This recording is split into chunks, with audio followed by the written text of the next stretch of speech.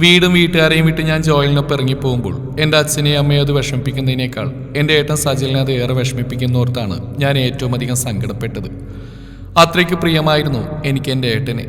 അതിനേക്കാൾ പ്രിയമായിരുന്നു ഏട്ടൻ എന്നെ. വളരെ കർക്കശക്കാരനായ ഒരു അച്ഛനായിരുന്നു ഞങ്ങൾക്കുണ്ടായിരുന്നത്. സ്നേഹം പ്രകടിപ്പിച്ചാൽ തൻ്റെ അധികാരങ്ങളുടെ ബലം നഷ്ടപ്പെട്ടേക്കുമോ എന്ന ഭയം കൊണ്ട് അച്ഛൻ വളരെ കുറച്ചേ ഞങ്ങളോട് സ്നേഹം പ്രകടിപ്പിക്കാൻ തയ്യാറായിരുന്നുള്ളൂ. അച്ഛനെ ഭയന്ന് അമ്മയെ ആ വഴിയെ തന്നെ നടക്കാൻ ശ്രമിച്ചപ്പോൾ ഏട്ടൻ അതിനെല്ലാം എതിർവഴിയെ സഞ്ചരിച്ച് എപ്പോഴും എന്നെ ഏട്ടൻ്റെ കൈക്കുമ്പിളിൽ തന്നെ കൊണ്ടു നടന്നു.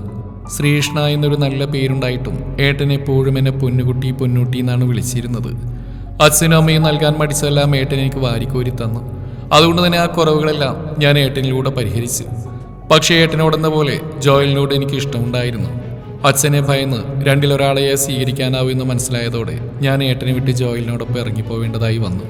ഏട്ടന് വേദനിക്കുമോ എന്നോർത്ത് ജോയലിൻ്റെ കാര്യം പോലും ഞാൻ ഏട്ടനിൽ നിന്ന് മറച്ചു പിടിച്ചു. തെറ്റാണെന്ന് എനിക്കറിയാം. എന്നാൽ എന്നെ സംബന്ധിച്ച് അതായിരുന്നു ശരി. ഏട്ടനത് ഉൾക്കൊള്ളാനാവുമോ ഇല്ലയോ എന്നതിനേക്കാൾ ഉൾക്കൊള്ളാനായില്ലെങ്കിൽ ഒരുപക്ഷെ ഏട്ടൻ എന്നോട് ശക്തമായി ആവശ്യപ്പെട്ടാൽ ഏട്ടനെ അനുസരിക്കാൻ എനിക്ക് കഴിയുമായിരുന്നുള്ളൂ എന്ന യാഥാർത്ഥ്യം ഞാൻ ആദ്യമേ തിരിച്ചറിഞ്ഞിരുന്നു. ജോയൽ ഈ ലോകത്തിലേക്ക് വെച്ച് ഏറ്റവും സുന്ദരനോ ഹൃദയാലുവോ പൂർണ്ണമായും എന്നെ മാത്രം സ്നേഹിക്കാൻ കഴിയുന്നവനോ ജീവിതകാലം മുഴുവൻ എന്നെ ചേർത്ത് പിടിച്ച് സംരക്ഷിക്കാൻ കഴിയുന്നവനോ ഒന്നും ആയിട്ടല്ല. ഈ പറഞ്ഞതിനെല്ലാം കഴിയുമായിരുന്നു എൻ്റെ ഏട്ടനെ വിട്ട് ഞാൻ അവനെ സ്വീകരിച്ചത്.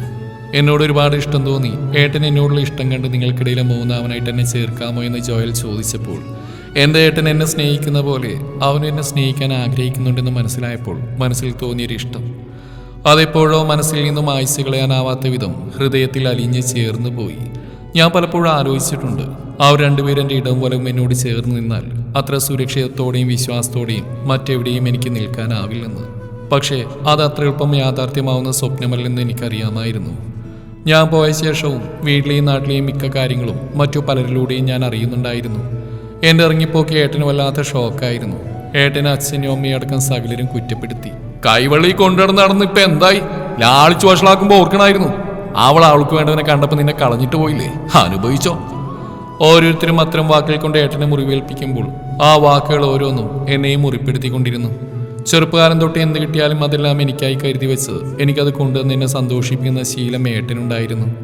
എന്നെ കൂടാതെ ഒരു കല്യാണത്തിന് പോയാൽ പോലും സദ്യയിൽ വിളമ്പുന്ന കായവറുത്തവും ശർക്കര ഉപ്പയും എനിക്കായി മാറ്റിവെച്ച് കൊണ്ടുവരുന്ന പതിവും ഏട്ടനുണ്ട്. വലുതായപ്പോഴും ആ ശീലത്തിനൊന്നൊരു മാറ്റവും സംഭവിച്ചില്ല. എനിക്കെപ്പോഴും സുന്ദരിയായി നടക്കാൻ വേണ്ടുന്നൊക്കെ പണം നോക്കാതെ ഏട്ടൻ വാങ്ങിത്തന്നുകൊണ്ടേയിരുന്നു. എന്നിട്ടും അതെല്ലാം മറന്ന് ഞാൻ ഏട്ടനെ ചതിച്ചു. ഏട്ടൻ ഒരിക്കലും പ്രതീക്ഷിച്ചിട്ടില്ലാത്ത വിധം ഹൃദയവേദനയും നൽകി. എൻ്റെ സംഭവത്തിന് ശേഷം ഏട്ടൻ ആരോടും അങ്ങനെ സംസാരിക്കാതെയായി. എന്നെപ്പോലും തിരഞ്ഞു വന്ന് കണക്ക് പറഞ്ഞ് ചീത്ത വിളിക്കാനോ ചെയ്തെന്ന ഉപകാരങ്ങളുടെ എണ്ണ അക്കമിട്ട് നിരത്തി ദേഷ്യപ്പെട്ട് എന്തെങ്കിലുമൊക്കെ വായിൽ തോന്നിയത് വിളിച്ചു പറയാനോ ഒന്നിനും ഏട്ടൻ വന്നില്ല. എവിടെ ഞാനത് അവസാനിപ്പിച്ചുവോ അവിടെ ഏട്ടനും അത് അവസാനിപ്പിച്ചു. എവിടെയെങ്കിലും വെച്ച് ഏട്ടനെ കണ്ടുമുട്ടേണ്ടി വന്നാൽ ആ മുഖത്തെ എങ്ങനെ നോക്കുമെന്നൊരു ഭയം എപ്പോഴും എൻ്റെ ഉള്ളിലുണ്ടായിരുന്നു. മുഖമുയർത്തി നോക്കാൻ പോയിട്ട് കുറ്റബോധം കൊണ്ട് ഏട്ടൻ്റെ നിഴലിനെ പോലും നോക്കാൻ എനിക്ക് സാധിക്കില്ലായിരുന്നു. എന്നിട്ടും കുറച്ച് മാസങ്ങൾക്ക് ശേഷം ഞാൻ ഏട്ടനെ യാദൃശ്ചികമായി ടൗണിൽ വെച്ച് കണ്ടു. എന്നെ കണ്ടതും ഏട്ടൻ പെട്ടെന്ന് മുഖം തിരിച്ചു. ഏട്ടൻ എന്നിൽ നിന്ന് മുഖം വെട്ടിച്ച ആ നിമിഷം എൻ്റെ ഹൃദയവും ശരീരവും ഒരുപോലെ നിന്ന് വിറക്കാൻ തുടങ്ങി. ഏറ്റവും പ്രിയമുള്ള ഒരാൾ പെട്ടെന്ന് നമ്മൾ ഒഴിവാക്കുന്ന കാണുമ്പോൾ ഉണ്ടാവുന്ന വേദനയുടെ ആഴം അന്ന് ഞാൻ തിരിച്ചറിഞ്ഞു. എൻ്റെ ഹൃദയം രണ്ടായി പിളരുന്ന പോലെ എനിക്ക് തോന്നി. എൻ്റെ കണ്ണുകൾ അത് കണ്ട് നിറഞ്ഞതും അത് കണ്ട ജോയൽ എന്നെ സമാധാനിപ്പിച്ചു. ആ ഏട്ടൻ്റെ സ്ഥാനത്ത് ഞാനായിരുന്നാലും ചിലപ്പോൾ ഇത് തന്നെ സംഭവിക്കുമെന്ന് ജോയൽ പറഞ്ഞപ്പോൾ ഏട്ടൻ്റെ മനസ്സിൽ നിന്ന് ഞാൻ പടിയിറങ്ങിയതായി എനിക്കും വ്യക്തമായി.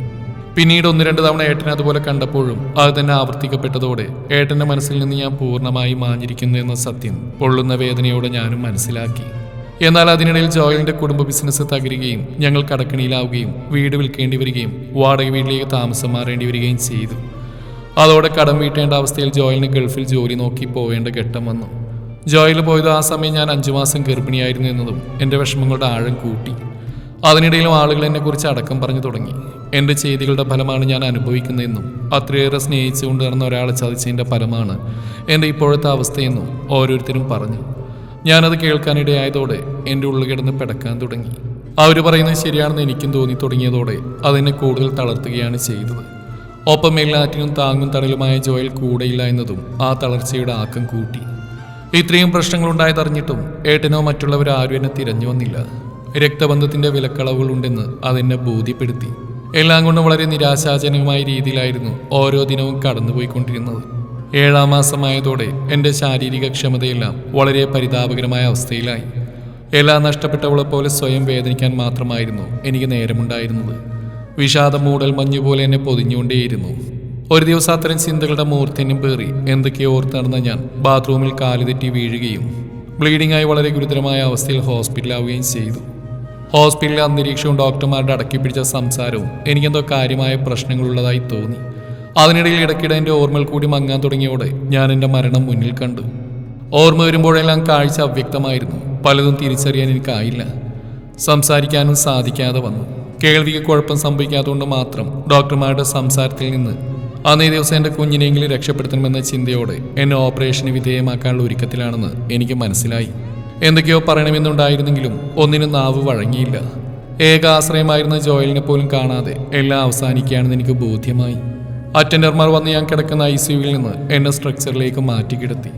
ഓപ്പറേഷൻ തിയേറ്ററിലേക്ക് കൊണ്ടുപോകാൻ തയ്യാറായതോടെ ഞാൻ എൻ്റെ അവസാന സമയം എണ്ണാൻ തുടങ്ങി.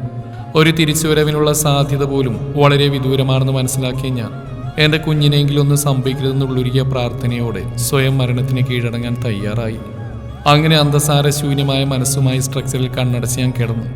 എന്നെ പുറത്തേക്ക് കൊണ്ടുവന്നതും ഒരു കൈ എൻ്റെ കയ്യിൽ വന്ന് പതിച്ചതും ഞാൻ അറിഞ്ഞു. പൊന്നൂട്ടി, പേടിച്ചോ നീ എന്നൊരു ശബ്ദവും. ആ സെക്കൻഡിൽ തന്നെ ഞാൻ ആ ശബ്ദം തിരിച്ചറിഞ്ഞു. ഏട്ടൻ പിന്നെയും പറഞ്ഞു, പേടിക്കണ്ട, ഒന്നും സംഭവിക്കില്ല, ഏട്ടനുണ്ട് കൂടെ. കാഴ്ച അപ്പോഴും അവ്യക്തമായിരുന്നെങ്കിലും ആ ശബ്ദം തിരിച്ചറിയാൻ എനിക്കൊരു പ്രയാസവും ഉണ്ടായില്ല. ഞാൻ ഏട്ടൻ്റെ കയ്യിൽ അള്ളിയമർത്തി പിടിച്ചു. ഓപ്പറേഷൻ തിയേറ്റർ എത്തും വരെ ആ പിടി ഞാൻ വിട്ടില്ല. ആ സമയം ജീവൻ പോയാൽ പോലും ആ പിടിവിടാൻ ഞാൻ തയ്യാറല്ലായിരുന്നു. ഏട്ടൻ്റെ കൈ എവിടേക്കോ എനിക്ക് ആശ്വാസം നൽകുന്ന പോലെ തോന്നി. എൻ്റെ ഏട്ടൻ എന്നോട് ക്ഷമിക്കുകയും എന്നെ തിരഞ്ഞു വരികയും ചെയ്തിരിക്കുന്നു എന്ന് എന്നെ ആ സമയം അപൂർവ സന്തോഷവതിയാക്കി. ആ സ്നേഹം വീണ്ടും അനുഭവിക്കണമെന്ന ആശ ആ സമയം എന്നിൽ വീണ്ടും മുളപൊട്ടി. എവിടേക്കോ ആ നിമിഷം എന്നിൽ പുതിയ ഉണർവുകൾ പ്രത്യക്ഷമായി. ഓപ്പറേഷൻ തിയേറ്ററിലേക്ക് എന്നെ വിട്ടുകൊടുക്കും മുന്നേ ഏട്ടൻ എന്നോട് മറ്റൊന്നുകൂടി പറഞ്ഞു, കഴിഞ്ഞ ഒന്നിനെ കുറിച്ച് ഇപ്പോൾ ആലോചിക്കണ്ട, എല്ലാം ശരിയാവും. ഏട്ടൻ പറഞ്ഞ ആ വാക്കുകൾ മാത്രം മനസ്സിൽ പതിപ്പിച്ചാണ് ഞാൻ ഓപ്പറേഷൻ തിയേറ്ററിലേക്ക് പോയത്. അനസ്തേഷ്യ എൻ്റെ ഓർമ്മകളെയും ബോധത്തെയും എന്നിൽ നിന്ന് അകറ്റി നിർത്തും വരെ എൻ്റെ ബോധമണ്ഡലത്തിൽ ആ വാക്കുകൾ മാത്രമേ ഞാൻ ഓർത്തിരുന്നുള്ളൂ. ഞാൻ വീണ്ടും സ്വഭാവത്തിലേക്ക് തിരിച്ചു വന്നപ്പോഴും ആ വാക്കുകൾ മാത്രമാണ് ഓർമ്മയിൽ ഉണ്ടായിരുന്നത്. ഓർമ്മ ചെറുതായി വന്നപ്പോഴും ഞാൻ ആദ്യം ആവശ്യപ്പെട്ടതും ഏട്ടനെ കാണാനായിരുന്നു. കാഴ്ചയുടെ വ്യക്തതയിൽ ഞാൻ കണ്ടതും എൻ്റെ കുഞ്ഞിനെ കയ്യിലെടുത്ത് നിൽക്കുന്ന ഏട്ടനെയാണ്.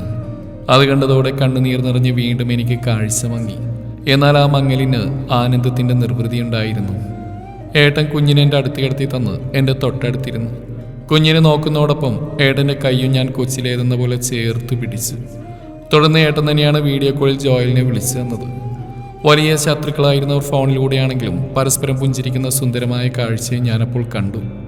ബന്ധങ്ങൾ അറ്റുപോയി എന്നൊക്കെ നമുക്ക് വെറുതെ തോന്നുന്നതാണ്. ചില അകൽച്ചകൾ സ്വാഭാവികമാണ്. എന്നാൽ ഒരേ ഗർഭപാത്രത്തിൻ്റെ ശക്തി അത്ര പെട്ടെന്നൊന്നും വേർപെട്ടു പോകുന്ന ഒന്നല്ല.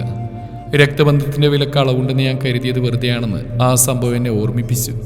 പിന്നീട് ഞാൻ അറിഞ്ഞ് എൻ്റെ കാര്യങ്ങൾ അറിഞ്ഞ ഏട്ടനോട് ആരോ ആ സമയം പറഞ്ഞത്രേ, ഏട്ടനോടും വീട്ടുകാരോടും ചെയ്തതിൻ്റെ ഫലമാണ് ഇതെല്ലാമെന്നും അതവൾ അനുഭവിക്കേണ്ടതാണെന്നും.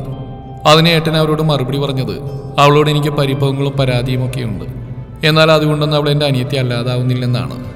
ഏട്ടൻ പറഞ്ഞത് ശരിയാണ്. എന്നെ ചെറുപ്പം മുതൽ കണ്ടുവളർന്ന ഏട്ടന് ആരെക്കാളും എൻ്റെ മനസ്സ് മനസ്സിലാവും.